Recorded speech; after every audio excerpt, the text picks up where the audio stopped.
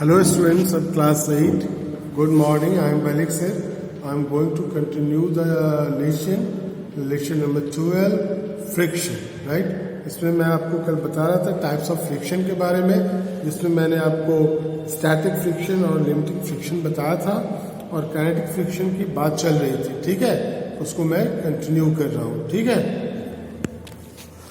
देखिए kinetic friction में क्या होता है, when we increase the applied force slightly beyond the limiting friction, से जैसे ही हम अपने फोर्स जो अप्लाइड फोर्स है उसको बढ़ाते हैं तो आप देखते हैं कि बॉल जो बॉक्स है वो आपको वहाँ से सरकना स्टार्ट स्लाइड करना धीरे धीरे शुरू हो जाता है. And this does not mean that friction has disappeared. इसका मतलब ये नहीं है फ्रिक्शन खत्म हो गया. It only means that the applied force is now greater than the force of friction. जो लिमिटिंग फ्रिक्शन है उससे जो फोर्स हम लोग लगा रहे हैं अप्लाइड फोर्स से वो ज़्यादा है, इसलिए ऐसा होता है. तो force friction at this stage is called, यहाँ पर जो फोर्स जो है आपका फ्रिक्शन का उसको हम लोग काइनेटिक फ्रिक्शन कहेंगे. तो kinetic friction is the opposing force that comes into play. Opposing force है जो वहाँ पर काम करता है when one object is actually moving over the surface of another object, right? अब ये देखिए यहाँ पर ये आपको काइनेटिक जो फ्रिक्शन है दो तरह के होते हैं, एक स्लाइडिंग फ्रिक्शन और दूसरा रोलिंग फ्रिक्शन.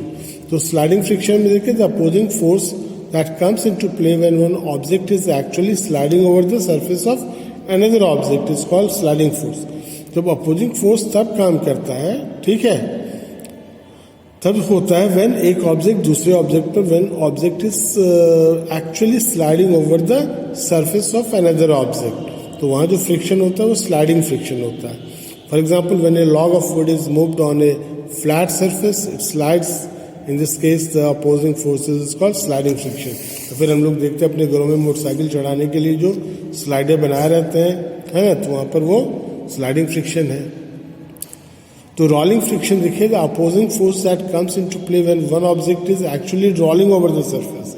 ऐसे लकड़ी का यहाँ गट्ठर देख रहे हैं यहाँ पर, ठीक है, तो उसको धक्का दे रहा है तो ये रोल करता हुआ आगे की ओर बढ़ रहा है. तो यहाँ पर सरफेस के बीच में एक जो सरफेस है वो दूसरे सरफेस के ऊपर रोल करता रहता है, ठीक है. When one object is actually rolling over the surface of another object तो यहाँ पर रोलिंग फ्रिक्शन कहलाएगा ये. For example when a wheel और a log of wood rolls over a flat surface the opposing force is a rolling friction. तो यहाँ देखिए to show that rolling friction is less than the sliding friction. तो wooden block, अब देखिए ये method है, इसमें रेक्टेंगुलर वुडन ब्लॉक है. तो टॉप, अब यहाँ देखिए, ठीक है, यहाँ पर जो फ्रिक्शन हो रहा है यहाँ देखिए आप, ये वुडन बॉक्स है, स्प्रिंग है, इसके द्वारा आप यहाँ से फोर्स से खींच रहे हैं. तो यहाँ पर जो हो रहा है वो एक सरफेस नीचे है और एक बक्से का सरफेस है, बॉक्स का सरफेस है. तो यहाँ जो ये बॉक्स घसक रहा है तो ये जो नीचे वाला सरफेस है यहाँ पर वो स्लाइड कर रहा है. तो यहाँ पर वो स्लाइडिंग फ्रिक्शन काम कर रहा है, ठीक है.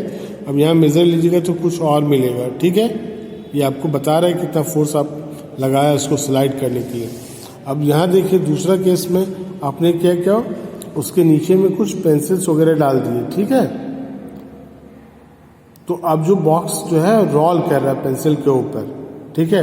तो यहाँ देखिए स्प्रिंग बैलेंस पर वुडन टेबल है यहाँ पर, है ना, तो आसानी से स्लाइड हो रहा है. यहाँ पर फोर्स जो लग रहा है फ्रिक्शनल फोर्स. तो यहाँ देखिए notice that the force required to pull the wooden block in B is less. B में जो है काफ़ी कम फोर्स लगाना पड़ रहा है इसको मूव कराने के लिए, ठीक है, देन स्लाइडिंग फ्रिक्शन. तो this way you can say rolling friction is less then that of the sliding friction. When ever possible friction is replaced by rolling friction. जब भी ज़रूरी पड़ता है तो स्लाइडिंग फ्रिक्शन की जगह लोग रोलिंग फ्रिक्शन का यूज़ करते हैं. This is achieved by using wheels लगाकर, बॉल बेयरिंग लगाकर, रोलर बियरिंग्स लगाकर एक्सेट्रा. अब आपने देखा children love to play roller skates, देख रहे हैं रोलर जूते में लगे रहते हैं, ठीक है. To feel the adventurous fast motion roller skates have tiny wheels लगे होते हैं. These wheels have very small rolling friction and help in fast motion of the skater. Skater को आगे मूव करने में काफ़ी मदद करते हैं। तो आजकल देखते हैं these days suitcases and bags are provided with tiny wheels. Suitcase हो चाहे बैग्स हो, उसके नीचे में छोटे पहिए लगे होते हैं और आगे से खींचकर एक छोटा सा बच्चा भी उसको खींच के ले जा सकता है ना। Even a child can pull such type of suitcase. So these wheels have very small rolling friction. That is the reason it is convenient to pull suitcase lifted या fitted with rollers. ठीक है। अब देखिए factors affecting the friction. There are so many factors which affect the friction. तो पहले देखिए nature of the surface. जो force of friction है कई बातों पर निर्भर करता है। ठीक है। तो पहला है nature of the surface in contact. जो आपने देखा कि जो सरफेस कांटेक्ट में होते हैं वही फ्रिक्शन काम करता है। तो ये पहला तो है कि सरफेस के ऊपर डिपेंड करता है। जो सरफेस आपस में कांटेक्ट में है एक दूसरे के, वहाँ पर वो सरफेस का नेचर क्या है। रफ सरफेसेस मोर फ्रिक्शन, अगर सरफेस रफ है तो फ्रिक्शन ज़्यादा होगा, अगर सरफेस स्मूथ है तो लेस फ्रिक्शन होगा, है ना। The weight of the object ये भी आपको काम करता है। मोर वेट मोर फ्रिक्शन, ज़्यादा वेट होगा तो ज़्यादा फ्रिक्शन होगा, कम वेट होगा कम फ्रिक्शन होगा। तो दो फैक्टर आपने देखा यहाँ पर, है ना, nature of the surface in contact and दूसरा है the weight of the object. These are the two factors which affect the friction, जिसके ऊपर ये फ्रिक्शन डिपेंड करता है। अब फ्लूइड फ्रिक्शन देखिए due to liquid and gases. अब you have just studied that all solid surfaces exert friction on solid object moving over them, जो उनके ऊपर मूव करता है। Even liquid and gases exert friction, even liquid और gases भी friction exert करते हैं सॉलिड ऑब्जेक्ट के ऊपर मूविंग ओवर देम, जो उनके ऊपर मूव करता है, तो इसको फ्लूइड फ्रिक्शन कहते हैं, है ना। तो liquid and gases however exert lesser friction, हालांकि लिक्विड और गैसेज सॉलिड की तुलना में कम फ्रिक्शन प्रोवाइड करते हैं as compare to solid surfaces.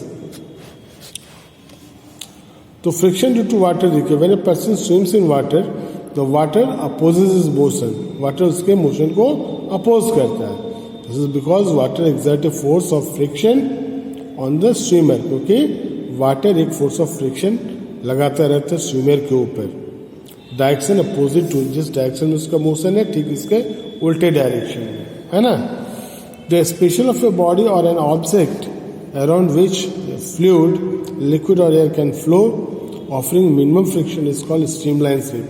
एक ऐसा शेप होता है बॉडी का, अगर वो शेप अगर प्रोवाइड किया जाए तो फ्लूइड के द्वारा, लिक्विड के द्वारा या फिर गैसेस के द्वारा जो फ्रिक्शन फोर्स ऑफर किया जा रहा है वो मिनिमम हो जाता है, ऑफरिंग मिनिमम फ्रिक्शन। इसीलिए in nature the bodies of fishes are streamline, और इस तरह का जो शेप है स्ट्रीमलाइन शेप कहलाता है। और नेचर में आप देखिए फिशेस का बॉडी शेप जो स्ट्रीमलाइन शेप है, देख रहे हैं मुंह की तरफ बिल्कुल टैपर्ड होता है ना, बीच में फ्लैट होता है। तो ये जो है वो जो लिक्विड फ्रिक्शन है या फ्लूइड फ्रिक्शन है उसको ओवरकम करने में उसकी काफ़ी मदद करता है। आसानी से जितना कम सरफेस एरिया होगा उतना कम फ्रिक्शन इसके ऊपर लगेगा, है ना। Bodies of ships and boats, इन्हीं सब चीज़ों को देखकर लोगों ने सोचा होगा कि बोट्स या शिप्स के का जो आगे का हिस्सा है उसको टैपर्ड किया जाए, मतलब स्ट्रीमलाइन शेप दिया जाए, जिसके कारण से उसको पानी में मूव करने में ज़्यादा मदद मिले। ठीक है। अब देखिए friction due to air, air exert the force of friction on all the object, सारे ऑब्जेक्ट पर विच मूव थ्रू इट, जो एयर से होकर मूव करता है। But the friction of air is so small, लेकिन फ्रिक्शन ऑफ एयर जो है काफ़ी कम होता है, that we are not able to experience, इसलिए हम लोग उसको महसूस करने में सक्षम नहीं हो पाते। It's effect easily. तो in nature the bodies of birds are streamline, nature में भी देख रहे हैं बर्ड्स का जो शेप होता है वो स्ट्रीमलाइन शेप होता है, जो उसको लिस्ट अमाउंट ऑफ फ्रिक्शन जो है एयर में महसूस कर पाता है। इसके कारण से आसानी से जो फ्लूइड फ्रिक्शन है एक्सर्टेड बाय एयर उसको आसानी से ओवरकम कर पाता है। The bodies of aeroplane and bullet train, और जो एरोप्लेन या बुलेट ट्रेन के जो बॉडी होते हैं वो भी स्ट्रीमलाइन शेप के होते हैं, so that they experience less friction while moving through the air, हाँ राइट। तो आज यहीं तक, आगे हम लोग देखेंगे friction is a necessary evil. Friction हमारे लिए एक जरूरी दुश्मन है लेकिन जरूरी है ना। इसके ऊपर डिस्कस करेंगे कल। तब तक के लिए thank you, have a nice day.